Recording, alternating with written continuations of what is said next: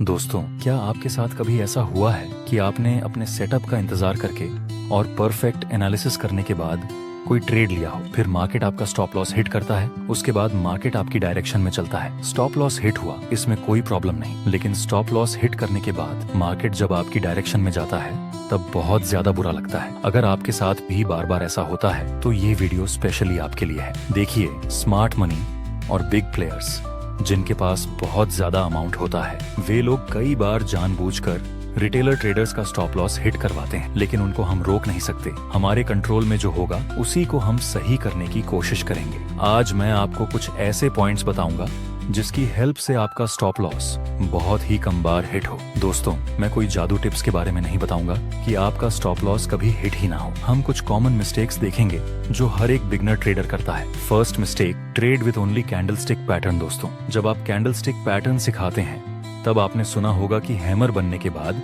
Market ऊपर जाता है और शूटिंग स्टार बनने के बाद मार्केट नीचे आता है। तो क्या यह सही है? ये बात 100% सही नहीं है। इसको एक एग्जाम्पल से समझते हैं। यहाँ पर मार्केट में एक प्रॉपर अपर ट्रेंड है, उसके बाद एक शूटिंग स्टार का निर्माण हुआ। अब जिन जिन बिगनर ट्रेडर्स ने अभी अभी कैंडलस्टिक पैटर्न के बारे में सीखा है, वे सब लोग यहाँ शूटिंग स्टार देखकर सेल में एंट्री करने लगेंगे और आगे मार्केट ये सभी बिगनर्स का स्टॉप लॉस हिट करने के बाद ऊपर चला जाता है। यहाँ बिगिनर ट्रेडर ने क्या गलती की? उसने सिर्फ शूटिंग स्टार को देखकर सेल में एंट्री कर ली। आप ही बताइए, क्या इस शूटिंग स्टार में उतनी ज्यादा पावर हो सकती है कि ये पूरे के पूरे ट्रेंड को रिवर्स कर दे? Answer is no. आपको हमेशा ट्रेंड के साथ चलना है और उसके साथ ही दूसरी कॉन्फर्मेशन चेक करनी है। दोस्तों, मेरा यकीन मानिए, जब आप ट्रेंड के साथ काम करेंगे तब आपका स्टॉप लॉस भी बहुत कम हिट होगा। दूसरी मिस्टेक जो हर एक बिगिनर ट्रेडर करता है, अब तक आपने सीख लिया कि आपको ट्रेंड के साथ कैंडलस्टिक पैटर्न को देखना है। इतना सीखने के बाद आप कुछ ऐसा कर सकते हैं कि यहाँ पर प्राइस हायर हाई और हायर लो के स्ट्रक्चर में ऊपर की तरफ मूव कर रहा है और उसके बाद हमें एक हैमर कैंडल की फॉर्मेशन मिली। साथ ही कॉन्फर्मेशन कैंडल भी यह ट्रेंड बुलिश है और हैमर कैंडल भी बुलिश का सिग्नल देती है। तो क्या ऐसी स्थिति में यहाँ पर बाय में एंट्री कर लेनी चाहिए? डेफिनेटली लोग यहाँ पर बाय करेंगे। देखते हैं आगे क्या होता है। एक बार फिर से स्टॉप लॉस हिट हो गया। दोस्तों, यहाँ जिसका एसएल हिट हुआ होगा वो लोग कंफ्यूज्ड होंगे कि यहाँ तो मैंने सिर्फ कैंडलस्टिक के बेस पर ट्रेड नहीं लिया, यहाँ तो मैं ट्रेंड के साथ हूँ, और फिर बाद में मैंने हैमर और कॉन्फर्मेशन कैंडल में ट्रेड लिया। फिर भी एसएल होने की वजह क्या हो सकती है? देखिए, जिस जगह पर यह हैमर बना, क्या उसके आसपास कोई सपोर्ट था? Answer is no. क्या जिस जगह पर यह हैमर बना उस जगह पर कोई बुलिश ट्रेंड लाइन थी? Answer is no. तो फिर ऐसे हैमर हमारे कोई काम का नहीं है। जब भी आप कोई कैंडलस्टिक पैटर्न के ऊपर ट्रेड लें तो याद रखें कि वह कैंडलस्टिक पैटर्न किसी लोकेशन के आसपास बना हो। कोई बुलिश कैंडल किसी सपोर्ट के चाहिए और कोई बेरिश कैंडल किसी रेजिस्टेंस के आसपास बनी होनी चाहिए, तभी यह चीज बेहतर तरीके से आपको रिजल्ट देगी। कैंडल किसी लोकेशन पर बने, यह बहुत ही ज्यादा जरूरी है। इसका रीजन समझिए। मान लो आपने 1 करोड़ का बंगला बनाया शहर में और 1 करोड़ का दूसरा बंगला बनाया गांव। 5 साल बाद यह दोनों बंगले आप बेचना चाहते हैं, तो आपके हिसाब से किस बंगले की प्राइस ज्यादा मिलेगी? जाहिर सी बात है, शहर वाले बंगले में आपको 5 साल बाद ज्यादा प्राइस मिलेगी। हालांकि दोनों बंगले बनाने में आपको 1 करोड़ लगे हैं, फिर भी सिटी में आपको ज्यादा प्राइस मिलेगी। रीजन है इसका लोकेशन। इसी तरह कैंडलस्टिक का लोकेशन जरूरी है कि वह कैंडलस्टिक पैटर्न कहाँ बनती है। तीसरी मिस्टेक जिसको हम एग्जाम्पल से सीखेंगे, एक जरूरी बात, अगर आप चार्ट्स पर मल्टीपल इंडिकेटर्स का उपयोग करते हैं या एक साथ 4-5 चार्ट्स देखते हैं तो आपके पास ट्रेडिंग व्यू का प्रीमियम प्लान होना जरूरी होता है। इसका कॉस्ट 12,000 रुपए पर ईयर है।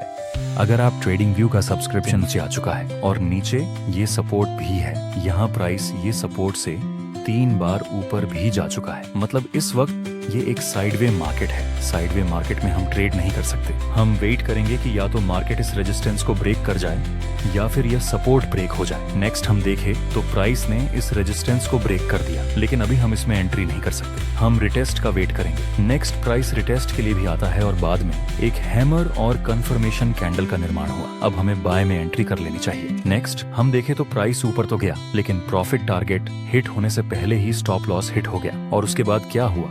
स्टॉप लॉस हिट होने के बाद फिर से प्राइस ने ऊपर की तरफ मोमेंटम दिया और वहां हमारा प्रॉफिट टारगेट हिट हो गया। लेकिन अब क्या फायदा? हमारा एसएल तो कब का हिट हो गया है। दोस्तों, इसमें मिस्टेक ये है कि हमने प्रॉफिट टारगेट बहुत ही ज्यादा बड़ा रख दिया था दिखने में। ये मिस्टेक बहुत ही मामूली लगती है, लेकिन लोग ऐसी गलतियां बार बार करते हैं। अगर हम यहाँ तक का प्रॉफिट टारगेट रखते तब भी हमें 1 से 3 का रिस्क रिवॉर्ड रेशियो मिल जाता है, जो कि बहुत ही, या फिर हमें बड़ा टारगेट रखना भी होता तब भी हम एक साथ इतना बिग टारगेट नहीं रख सकते। पहला टारगेट हमें यहाँ पर रखना चाहिए था जहाँ हम 50% प्रॉफिट बुक करते और फिर आगे दूसरा टारगेट हिट होने का वेट करते। इस तरह से हमें यहाँ लॉस होता तब भी हमें पूरा लॉस ना होता। आपको भी इस तरह से स्मार्ट वर्क करना चाहिए। नेक्स्ट मिस्टेक देखते हैं, जिसको भी हम एग्जांपल के साथ समझेंगे। यहाँ पर शुरुआत में प्राइस नीचे गिर रहा था, उसके बाद प्राइस धीरे धीरे ऊपर की डायरेक्शन में मूव करने लगता है। जहाँ से ये अपर साइड की मूवमेंट शुरू हुई वहाँ पर यह 3 ग्रीन रेड कैंडल बनी थी।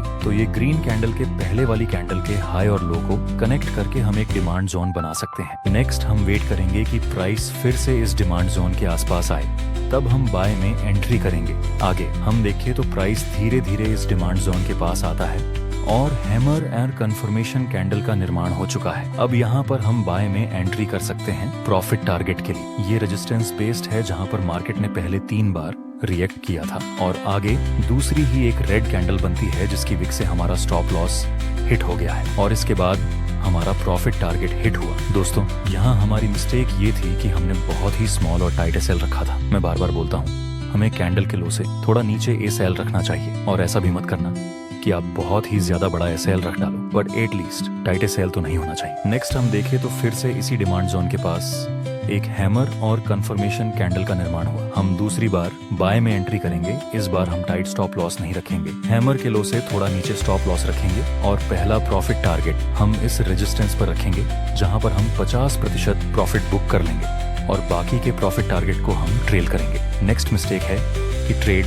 With FOMO and chasing the moment FOMO, missing out. इसका क्या मतलब होता है, आइए एग्जाम्पल से देखते हैं। जब मार्केट बहुत ज्यादा मोमेंटम के साथ मूव करता है और आपको ऐसी जगह पर कोई बड़े बड़े कैंडल दिखने लगे तो तुरंत आपके दिमाग में एक थॉट आएगा कि अब मार्केट बहुत ज्यादा नीचे गिर सकती है, कहीं यह ट्रेड मिस ना हो जाए, इसलिए मैं यहाँ तुरंत एंट्री कर लेता हूँ। इसको बोलते हैं फोमो। जब आप फोमो के साथ ट्रेड करेंगे तब आपकी एंट्री सही नहीं होगी। एंट्री सही नहीं होगी तो स्टॉप लॉस भी सही नहीं रहेगा। इसलिए हमेशा वेट करें रिटेस्ट का, और मार्केट रिटेस्ट करने के लिए जरूर आता है। और वैसे भी शुरुआत में ये रेड कैंडल यहाँ तक नीचे गिर रही और बाद में एक बड़ी विक बनाकर ऊपर क्लोज हो गई। मतलब जिन जिन लोगों ने यहाँ सेल में एंट्री किया था वो लोग ऑलरेडी अपना प्रॉफिट बुक करने लगे हैं। तो फिर प्राइस में एक पुल बैक तो मिल सकता है, फिर प्राइस एक पुल बैक के साथ ऊपर जाता है और इस रेजिस्टेंस के पास एक बेरिश सिग्नल मिला। अब हम सेल में एंट्री कर सकते हैं स्टॉप लॉस कैंडल के हाई से थोड़ा सा ऊपर, और प्रॉफिट टारगेट के लिए हम इस कैंडल के लो का यूज करेंगे जहां बहुत ज्यादा वीक है। नेक्स्ट हम देखें तो कुछ ही समय में हमारा प्रॉफिट टारगेट कंप्लीट हो चुका है। और आखिरी मिस्टेक है कि साइकोलॉजिकल नंबर में एसएल रखना। साइकोलॉजिकल नंबर जैसे कि 500, 1000, 1500 सपोज की ये किसी XUJD कंपनी का चार्ट है और ये 500 का लेवल, तो हाई चांस है कि मार्केट इस साइकोलॉजिकल नंबर को एक बार टच करके ऊपर जाए। तो आपको ऐसी जगह से भी थोड़ा सा नीचे स्टॉप लॉस रखना चाहिए। आपको ऐसी जगह पर SAL रखना है जहां तक मार्केट को आने में थोड़ा सा प्रेशर लगे, जैसे कि कोई सपोर्ट के नीचे, किसी रेजिस्टेंस के ऊपर। इस तरह दोस्तों और भी क्या क्या मिस्टेक हो सकती है SL को रखने में, वो आप